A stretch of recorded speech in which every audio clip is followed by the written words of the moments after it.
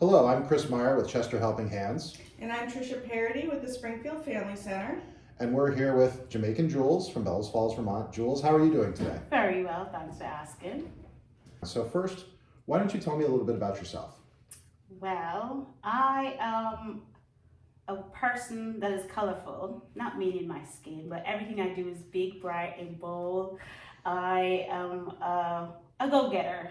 I like to define when people put, like a standard. So I will defy you, what you say about me. If you say you can't, I love a challenge. So I love a good challenge. I love people in the way that I get some gratification from a crowd or taking care of somebody or cooking for somebody and they give me, said the food was awesome. That gives me a glowing cheek if I had one to show. That's amazing, Jewelz. Thank you.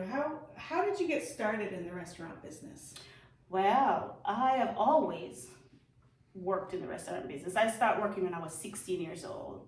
I was the youngest person in that kitchen. I love food through my grandmother, and I grew up in a yard full of fierce women, and who didn't bake, cook. Somebody had some talent somewhere, but it's always in the culinary area. And I grew up admiring that and wanted to do that. So that just fell upon me, and I pursued and continued to be in the culinary arts. Now let me ask you, Jewelz, how has COVID impacted your business? It impacted me in both ways, negative and positive. I will first start about the negative. When COVID first came, I had to pack up. I had to go home. I didn't know what to do because I already started coming from a bad winter. And then 2 weeks prior, before everything was looking, people could see where I was. I was in a bad location and nobody saw me, so nothing for the entire winter. 2 weeks prior to COVID, things started to pick up. Here comes COVID. I had to retreat home. I had to take my food cards and myself and my employee back home. Didn't know what to do. Everybody was talking about unemployment. You couldn't get through any of these lines. There was nothing to look forward to. And I just sat dormant, So that's the bad way. Then I start to think, wait a minute, I have a food license for home. And I got into gear and I started doing curbsides, pick up, people were coming to my home. I didn't like that because they didn't have any boundary. They were coming into my home. So that was like a nay-nay. And then I was introduced, somebody said, they're gonna do a program, Our Eats. My savior, here comes Our Eat program. And I said, do you want to try? I'm like, yeah, because as I said, I like to try new things. And here comes Our Eat program. That has been sustaining my business since then. So that's the impact from COVID. What's your favorite meal that you've made for the program? I'm going to be very, very honest. It's a combination of Vermont and Jamaican cooking. So I call that a maple chicken, a maple baked chicken. It's everyone's favorite. There isn't anywhere that I go and he said, "You gonna make maple chicken?" And so that is my favorite dish. And we know that you use a lot of Vermont ingredients. Yes. And you are very dedicated to supporting local Yes. growers and producers. During the course of Everyone Eats, have you found anything new that you weren't aware of before? Yes. Okay, can you tell us a little bit about that? Tempeh. I never knew tempeh existed because I have 5 major dishes that I bring for vegans and vegetarian, and I wanted to do something, and I said Vermont must have something, and so I did my research and I came across tempeh. Is there any favorite Vermont ingredients that you'll keep using for once you're moving forward from this program? Definitely. I want to let you finish that. I will continue I like the maple. I am in love. I'm very passionate about maple. And I will never stop using maple. I will try to do so many things. So maple. And the meat from the farmers. Because it's so different. It is not like the other meat. It has a different quality to it. So I won't ever stop using the farmers' meat that I got to try during my course. So moving forward, I just wanted to ask, what is your perception of food insecurity in Vermont?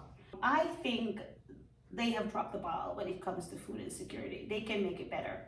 Reason why? Look at this program. Look what happened, the transition in COVID. So if you look at this model, you realize that they could do better with the model they have before COVID. So I think they could make a little bit more adjustments for food insecurity. What have you done through your restaurant to address food insecurity in our community? I have given back. I've given to food shelters. I have a paid forward system that I put food in and I put out. If anybody ever want a meal, don't ever feel ashamed or afraid to ask, because you never know where your life journey can take you and the disposition you can find yourself in. And all you need is somebody friendly and kind to be there for you. So I make sure there's always meals available from us. I donated. So when COVID started, I gotta give you a story. So when COVID first started, I used to cook food and bring to Brattleboro to the hotels, and the people were like, "Are you coming back this week?" You know, and so I felt really, really good because I never knew that people would receive the food. So I would cook food and I would bring like hundreds and hundreds, just like buffet style, not individual meal, long before anything started. So I am always the person to give. I'm a giver, and so that's what I do. If you give, somebody will receive. So how would you describe your relationship to like our communities at large before COVID compared to now? Has there been a change?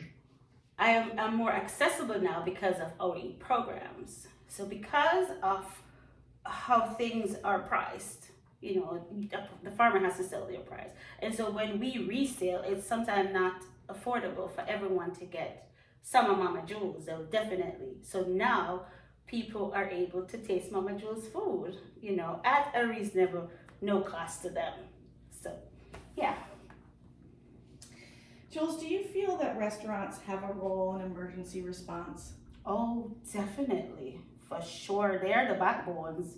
I mean, let's use a fire person. After a huge fire, sometimes with restaurants put together coffee, sandwiches, in case of emergency anywhere, the food people are always the first to be thought about. You know, we have to feed people. So most definitely, they are significant to this crisis. Absolutely.